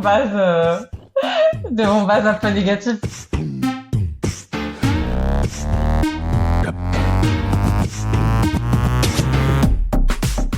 En tout cas, franchement, merci beaucoup Asma. Et si tu veux, du coup, partager tes actus du moment. Je sais qu'en ce moment, tu es en mode sabbatique. On prend le temps, donc trop bien. Mais est-ce que tu veux du coup partager tes actus du moment avec nous? Alors déjà bravo Chama pour ton podcast, parce que je te l'ai pas dit au début, donc you did it. Moi je ne l'ai toujours pas fait. Un jour, Inch'Allah, il y aura un podcast. Mais voilà. Première chose que je peux dire, c'est invitez-moi à vos podcasts, les amis, parce que j'adore ça. J'adore papoter, donc invitation, enfin demande ouverte. D'ailleurs, tu sais, c'est marrant, on dit pas ça. Les gens captés. Comment Tu ça? vois, dans toutes ces, tu sais, toutes ces démarches thérapeutiques d'apprendre à repérer ses besoins et les poser, je connais peu de gens qui disent invitez-moi, j'ai envie de venir à des podcasts. Tu sais, on le fait pas. Ah bah c'est tellement aligné Ouais, en c'est ouf. plus avec ton human design en tant que projecteur. C'est logique que tu parles comme ça, tu vois. À tous les C'est vrai. projecteurs, manifestez-vous, dites que vous voulez être invité, comme ça on vous invite. Ah, et ben voilà, donc je le dis publiquement, si vous avez un podcast, invitez-moi. J'adore ça. Je suis très bavarde par contre, faut me filtrer moi, sinon. Non, ça dure longtemps, là, genre 1 heure et demie, par exemple. Euh, Autre annonce, oui, je suis en congé sabbatique, mais tu vois, je me faisais la réflexion en rentrant de France, là, que j'ai vraiment envie d'écrire, par contre. Donc, j'espère que j'aurai le courage, vraiment, c'est une question de courage, pas de temps, de poster mes pensées, parce que j'ai beaucoup de pensées non conventionnelles, controversées. J'ai peur de les poster, je le dis vraiment en toute franchise. Et j'ai envie en fait de prendre mon courage à deux mains pour créer une forme de sécurité collective et de me donner raison qu'en fait les gens c'est des gens bien et qu'en fait quand tu dis des choses vulnérables et difficiles, les gens ils vont pas snobber tes trucs mais ils vont liker, partager et t'écrire. Donc je teste un peu cette théorie, tu vois. Enfin, en tout cas j'ai envie de la tester, j'ai envie d'écrire des choses qui me font à la fois rire, qui me rendent joyeuse, mais aussi qui me font souffrir en ce moment et de le dire, tu vois, sans les cacher, sans faire semblant que je suis quelqu'un de parfait. Je suis pas parfaite. Spoiler, comme personne. Euh, donc c'est un exercice que j'ai très envie de faire. Donc suivez-moi sur Insta, ce serait vraiment ça ma demande pour participer à cet exo humanisant, d'essayer d'écrire n'importe quoi et de voir comment on réagit ensemble. Et sinon, j'ai quand même envie de travailler. Là, l'envie est en train de revenir, donc je pense que je ferai plutôt des choses collectives. Donc peut-être mes fameuses pratiques un peu pussy DJ, de nous retrouver entre femmes et de faire des explorations sexuelles ensemble. Là, ça me dit bien. Peut-être un truc sur l'anatomie bientôt, un truc fun et ressourçant et vraiment sans stress, vraiment trop informé comme tout ce que je fais. Ouais, peut-être je vais faire ça bientôt. Donc, de toute façon, il faut me suivre sur Insta parce que ma vie est sur Insta, donc go C'est ça. there. Bah, Et voilà. canon. Je vous mettrai de toute façon, bien sûr, le lien vers le handle Insta de Asma et vous aurez toutes les infos, toutes les refs, etc. On a hâte de te retrouver, de retrouver tes mots parce que, bah oui, tu as des idées qui sont incroyables. Moi, c'est pour ça que j'ai pas réfléchi 2 secondes avant de te demander d'être la première interviewée parce que je sais que tu as des Merci. idées trop cool, que tu as des réflexions que tout le monde ne partage pas forcément et en plus, le fait que tu dises que tu te retiens quand même de dire certaines choses, alors que moi, je te trouve déjà très open. J'ai hâte, je suis en mode curieuse. Qu'est-ce qu'elle va raconter, ramener le popcorn. Donc, canon. Suivez Asma sur Insta Merci beaucoup. et merci, franchement, merci pour cette heure et demie qui est passée en 2-2. C'était trop Ouais, c'est fou, bien. hein. Ouais, et j'ai hâte qu'on refasse ça. Merci beaucoup et à très Merci vite à du coup. toi. Merci d'avoir écouté cet épisode de Base Voices of Defiance. Rendez-vous un mardi sur 2 pour un nouvel épisode pour t'aider à transformer ton entreprise, ton projet, ton art en outil de résistance. Histoire aussi que le système te regarde et se dise Base.